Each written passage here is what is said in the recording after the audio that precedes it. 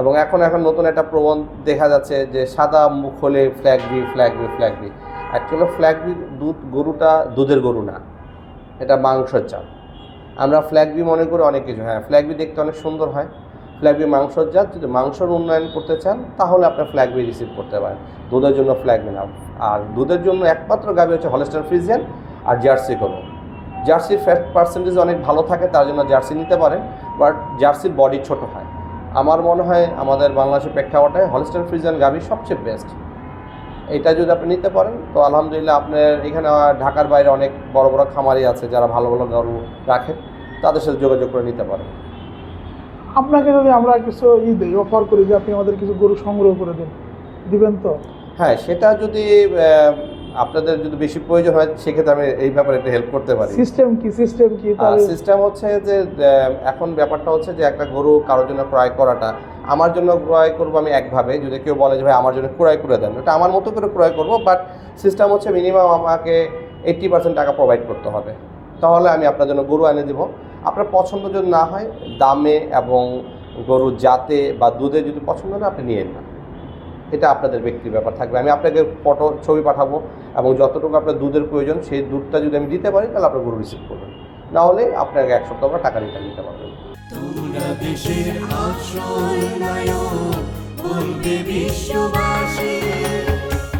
আসসালামু আলাইকুম। দেশের ও দেশের বাইরের সকল খামারি ভাইদের শুভেচ্ছা। আমার সামনে বসে আছেন ছাপা অ্যাগ্রোর জাভেদ কুরেশি ভাই, একজন অভিজ্ঞ খামারি। আপনারা জানেন যে আমার ভাইয়ের খামারের জন্য আমরা কিছু গরু সংগ্রহ করেছিলাম, আর সেই গরু সংগ্রহ করে দিয়েছিলেন আমাদের ছাপা অ্যাগ্রোর জাভেদ কুরেশি ভাই। এবং আপনারা যে খামারটা আমরা গরুগুলো এনে রাখছিলাম দেখেছিলেন আমরা ভিডিওতে, এবং উনি অনেক কষ্ট করে সেই সিরাজগঞ্জ এবং পাবনার বিভিন্ন জায়গায় ঘুরে ঘুরে, মানুষের বাড়িতে ঘুরে ঘুরে আমাদের গরু সংগ্রহ করে দিয়েছিলেন, এবং তিনি অনেক গরু সংগ্রহ করে দিয়েছেন, প্রায় 8 থেকে 10 ট্রাক গাভী তিনি আমাদেরকে সংগ্রহ করে দিয়েছিলেন। জাভেদ ভাই কেমন আছেন? আসসালামু আলাইকুম, আমি ভালো আছি, আপনি কেমন আছেন? শুরু করছিলাম গরু সংগ্রহ। এবার আপনি আমার বলেন যে গাভী গরু সংগ্রহ করতে গেলে কীভাবে সংগ্রহ করতে হয়? অ্যাকচুয়ালি আমরা যারা গাভী গরু ক্রয় করতে যাই, আমাদের সবচেয়ে প্রথম একটা ভুল হয়, সেটা হচ্ছে গাভী গরু যখনই দেখি গাভীন তখন এটাকে আমরা টার্গেট করে অনেক দুধ দিবে। এবং এই ভুল ধারণাটার থেকে ব্যাপারীরা যখন আমাদেরকে বলে যে এটা 20 কেজি 25 কেজি, তখন তো গরুর ওলানটা কাঁচি থাকে এবং পানি এসে থাকে, তখন এটা পারফেক্ট মেজারমেন্ট বোঝা যায় না যে এটা কতটুকু দুধ দেবে। একটা গাভী গরু যদি ক্রয় করতে হয় কোনো খামারিকে, তো আমি মনে করি অভিজ্ঞ খামারি ছাড়া নতুন খামারি, তাদের জন্য বলা, নতুন খামারিদের জন্য উচিত অ্যাটলিস্ট একটা গরু বাচ্চা দেওয়ার 15 থেকে 20 দিনের মাথায় গরুটা ক্রয় করা। তাহলে গরুটার যে বাত সেটা চলে যাবে, গরুর যে সমস্যা সেটা সমাধান হবে, তখন ওই নতুন খামারির জন্য কোনো সমস্যা হবে না। আর অভিজ্ঞ খামারিদের কথা আলাদা, তারা গরুর জাত নির্ণয় করে, গরুর জাত দেখলে অনেক কিছু দেখেই বুঝতে পারে যে গরুটা কতটুকু দুধ দেবে। এবং এখন যে ব্যাপারীদের প্রথম কথা, এই যে ভ্যান মোটা, এই যে গরুটার উলান এত বড় 30 কেজি দুধ দেবে, অ্যাকচুয়ালি উলান দেখে দুধ মেজার করা যায় না কাঁচি অবস্থা। গরুর দুধ মেজার করতে হলে মিনিমাম একটা গাভীকে 3 বেলা দোয়ানো লাগবে, সকাল দুপুর সকাল নিজের সামনে, তাহলে বোঝা যাবে গরুটা কতটুকু দুধ দেবে। এবং এইভাবে করে কোনো ব্যক্তি যদি গরু ক্রয় করে তার গরুতে লস হবে না। এবং ব্যাপারীদের যে চালাকিটা থাকে, যেরকম গরুকে আপনারা যখন যান, গরুকে অনেক হাই প্রোটিন ফুড প্রোভাইড করে এবং অনেক ধরনের কেমিক্যাল দিয়ে থাকে যাতে গরুটা দুধ বেশি দেয়।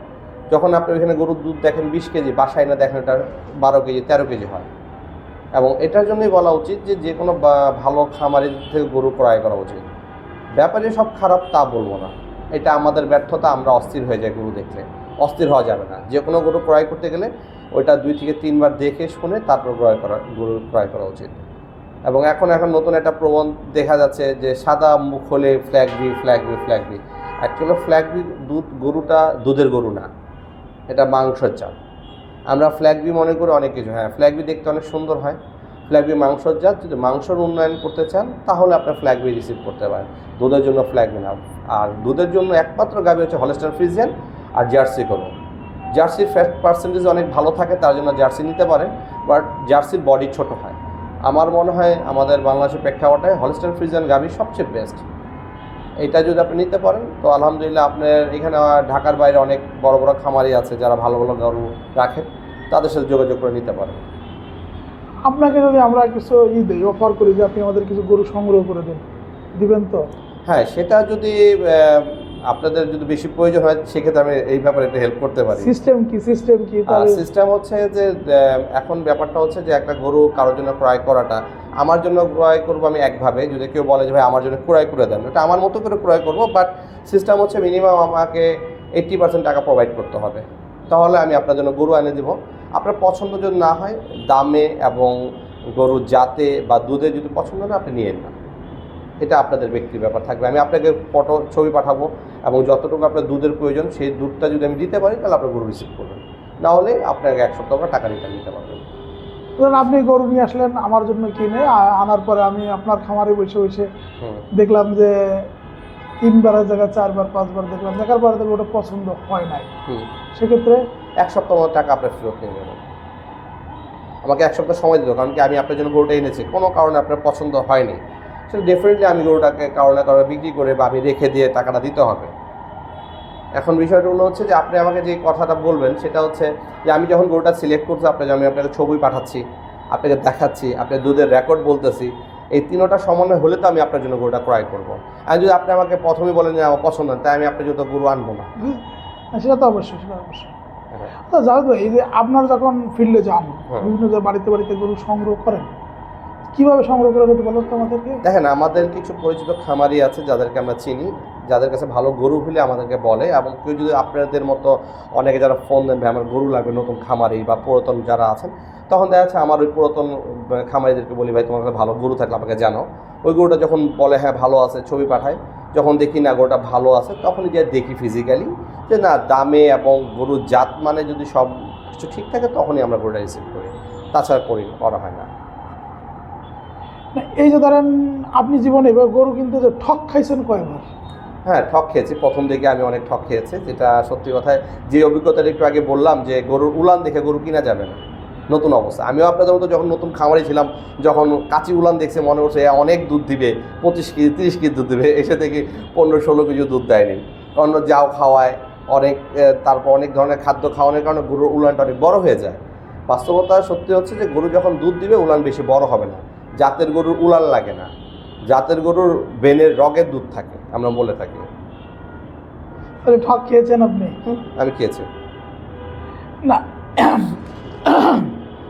সরি, আপনি বলতে চাচ্ছিলেন যে কি খাওয়ায় উলান ফুলায়, এটা একটু কি আমাদের একটু বলুন। গরুকে যদি বাচ্চা দেওয়ার আগে 1 মাস আগে থেকে যাও খাওয়ানো শুরু করে, গরুর উলানে প্রচুর পরিমাণ বাদ আসবে।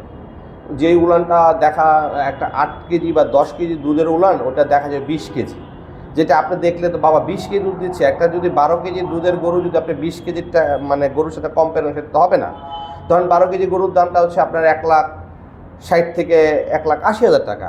আপনাকে বললাম এই গরু দুধ দেবে 20 কেজি, আপনি তখন আমাকে 2 লাখ টাকা দিলে বাবা অনেক সস্তা পেয়ে যাচ্ছে, বাট না, সে আপনাকে 12 কেজি দুধটাই গরুটাকেই অন্যভাবে ঠক দেওয়ার জন্য সে আপনার থেকে টাকা বেশি নিয়ে যাচ্ছে। আপনি তো বলছেন না আমি তো অনেক সস্তায় কিনে আছে, ভাগ্য ভালো হইলে 2-1টা গরুর দুধ আসে, বাট 80%ই আমরা এটাকে দেখেছি আসে না। 80% আসে না? 80% আসে, কারণ ওই যে শুনেছি অনেকে তেঁতুল খাওয়ায়, তারপরে গুড় খাওয়ায়, এটা কি? হ্যাঁ, তেঁতুল গুড় খাওয়ায়, এগুলো খাওয়াইলে গরুর বললাম তো উলানটা একটু সুন্দর চাকা চাকা হয়ে থাকে, ভারী দেখা যায়, যাতে করে আমরা কাস্টমাররা দেখলে খুব আকর্ষণ হয় যে না অনেক দুধ দিবে। তারপরে এই উলান বড় করার জন্য কোনো ট্যাবলেট খাওয়ায় না? উলান অ্যাকচুয়ালি উলান বড় করার জন্য কোনো ট্যাবলেট নেই, যেরকম আমরা এটা প্রোটিনের একটা পার্ট, যেটা হচ্ছে যখন গাভীন গরু থাকে তখন ভালো কিছু ফুড আছে যেটা বড় বড় কোম্পানিরই আছে, এটা খাওয়ালে গরুর স্বাস্থ্য ভালো হয়, তখন উলান ভারী হয়। তাছাড়া এইভাবে আমার জানা নেই সত্যি কথা। আমি যেগুলো জানি যাও খাওয়ায়, গুড় খাওয়ায়, আরও ওদের অনেক কিছু আছে গ্রাম্য ভাষায় যেটা বলে, এগুলো খাওয়াইলে গরুর উলান বাড়ে। এবং গরুকে ভালোবাসবেন, কারণ গরু এমন একটা প্রাণী যে অনেক কষ্টের মধ্যে কোনোদিন আপনার কাছে কমপ্লেন করে না। এরপর আনার সাথে আমাদের কি করতে হয় সেটা? আচ্ছা, যদি গরু প্রেগনেন্ট থাকে এক কথা, আর প্রেগনেন্ট না থাকলে আরেক কথা। যদি গাভী প্রেগনেন্ট না থাকে, আপনার নাপা ট্যাবলেট খাওয়াই দেবেন গরুর বডি অনুপাতে, আর ডক্টরের পরামর্শ নিয়ে। আপনার অভিজ্ঞ রাখাল থাকলে তো ভালো, না হলে যে কোনো ভেটেরিনারি ডক্টরের সাথে কথা বলে ওকে নাপা ওষুধ খাওয়াই দেবেন, যাতে করে তার ব্যথাটা কমে যায়। নাপা ওষুধের পাশাপাশি আরও কিছু ওষুধ আছে যেটা ডক্টররা সাজেস্ট করবেন। গরু কয়দিন আগে বাচ্চা দিচ্ছে বা গরু কতদিনের গাভীন আছে, এগুলো জানতে হবে। আমি বললাম একটা, সেটা করা যাবে না, বারবার বলছি। আপনার গরুর কন্ডিশন বুঝে ডক্টরের সাথে পরামর্শ নেবেন। গরু বেশি ব্যথা পাইছে এটার জন্য এক জিনিস, আর যদি হালকা জার্নি করে আসছে 8টা 10টা নাপা বডির অনুপাতে নাপা ওষুধ খাওয়াই দিলে গরু ভালো হয়। অনুপাত মানে কি ওই যে 50 কেজিতে একটা, রাইট, 50 কে 100 কেজিতে দুইটা, মানে যদি 400 কেজি হয় তাহলে 8টা লাইভ। যদি বড় গরু হয় 500 কেজি হয় তাহলে 500 কেজি গাভী কম থাকে না, 500 কেজির গাভী খুব কম পাওয়া যায়, বাট ওইটা গাভিন হয়, ওটা গাভিনটাকে খাওয়ানো যাবে না। জি জি জি। গাভিন গরুকে কোনো ধরনের মেডিসিন খাওয়ানোর আগে ডাক্তারের পরামর্শ নেওয়া লাগবে 100%। দাদু আপনাকে অনেক ধন্যবাদ, অনেক সুন্দর কথা বলেছেন। আমার মনে হয় যে আমার যারা খামারি ভাই আছে বা যারা নতুন খামার করতে আগ্রহী তাদের জন্য কিন্তু অনেক ইনফরমেটিভ হয়েছে। ঠিক আছে, ধন্যবাদ আপনার সব দর্শকদেরকে। ভালো থাকেন, সুস্থ থাকেন। আসসালামু আলাইকুম ওয়া রাহমাতুল্লাহ। তোমরা দেশের আশ্রয় নায়ক, বলবে বিশ্ববাসী।